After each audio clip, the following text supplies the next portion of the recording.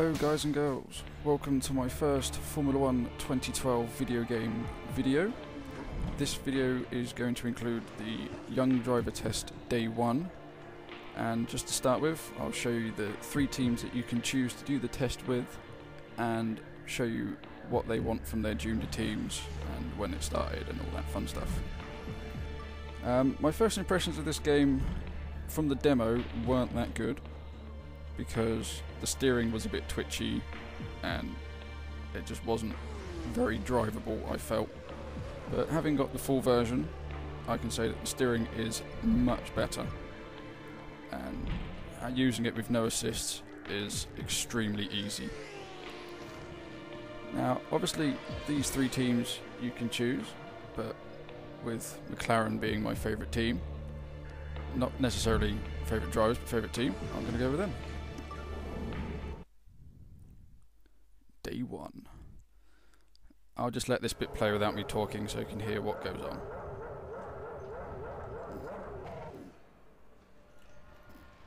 Hey, good to see you again. As your race engineer, it's my job to support you this weekend. When you're out on track, we'll remain in contact via radio. I'll feed you information as and when you need it. As discussed in the team briefing, we're not looking for outright speed to begin with, so just take your time. Follow my instructions and you'll do great. I'll just check the lads are ready. That is a horrible helmet design. Change that as soon as I can.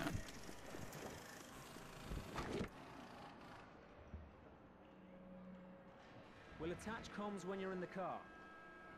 Okay, let's get you strapped in.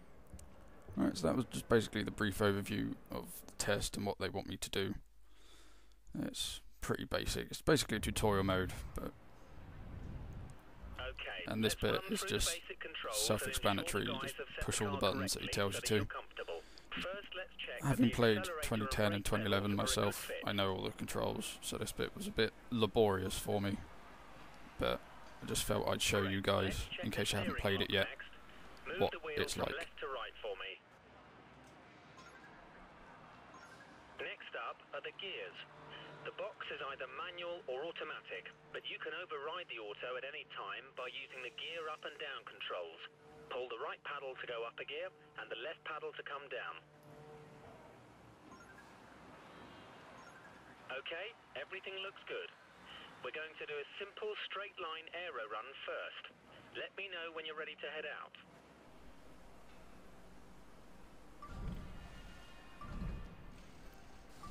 Complete. Ready. Easiest thing to start with, just basically plant the accelerator and go. The first test is a simple straight line aero test. Head down the track, accelerating past 160 miles per hour, then brake so that you come to a complete stop in the designated area. The engine is locked to lean, so it's down a little on power at the moment, but it'll give us a consistent reading. I must say as well, guys, at this point, this is the first time I've driven without traction control, ABS, or the racing line. So my apologies if the driving is not as good as it should be, as you'll probably see later on in the video. And as you can see there, obviously locking up the brakes, no ABS, not used to it. We got some good data, and you're on the brakes at just the right time.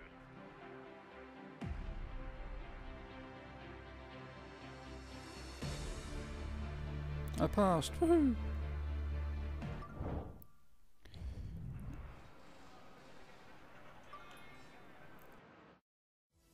Modern Formula 1 cars have around 750 brake horsepower being sent to the rear wheels. The delivery can be very violent, so you must be careful to be smooth and precise with all your inputs so that you don't unsettle the car and cause a spin.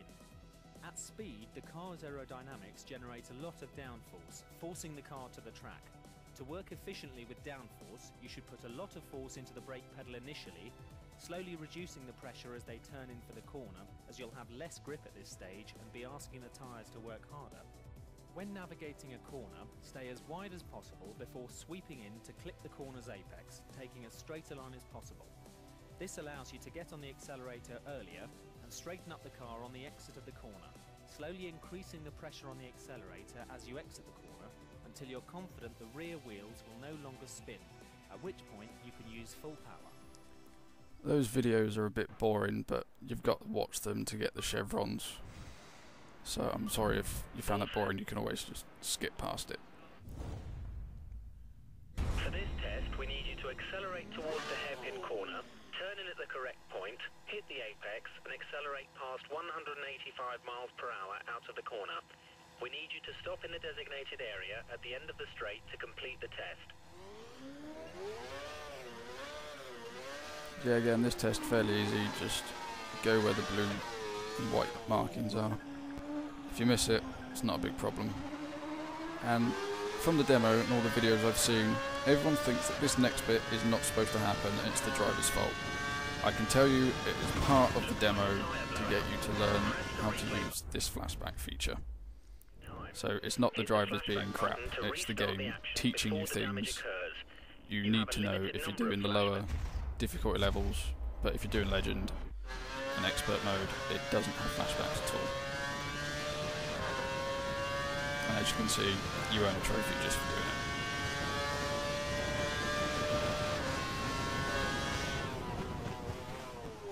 And again, little lock up of the brakes, not used to no ABS. And pass that one as well.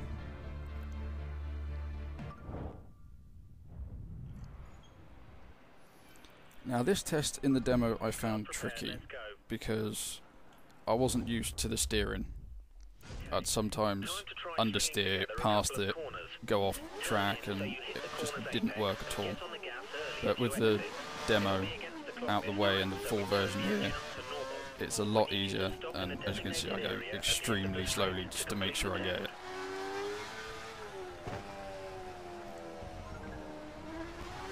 Not the fastest driving I've ever seen. Sebastian Vettel I8.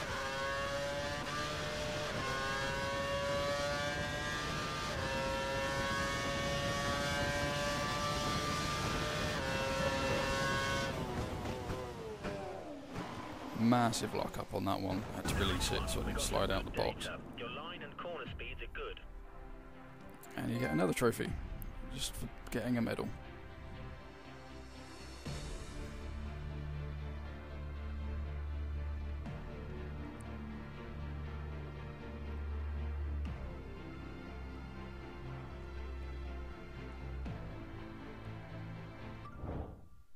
And again, another boring video that you just need to get done. So if you don't want to watch this, just skip towards the end. KERS delivers an additional 80 brake horsepower to the rear wheels at the press of a button. It can be used in short bursts or all at once for around 7 seconds per lap. KERS can be used at any time in any session and can be used for overtaking or defending. Deploying KERS in the low gears gives the best return and can pay off greatly when used at the start. The KERS charge will automatically refill every lap, but the KERS system can at times develop faults. However, these can be fixed while the driver is still out on track.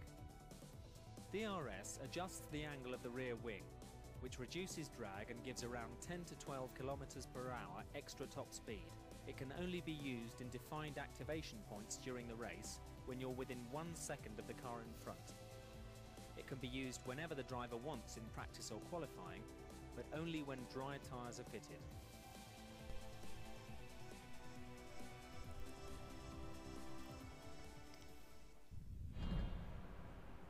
And that's the end of day one of the Young Drivers test here at Abu Dhabi. Join us tomorrow So yeah, for day that's what you have two. to do for day one.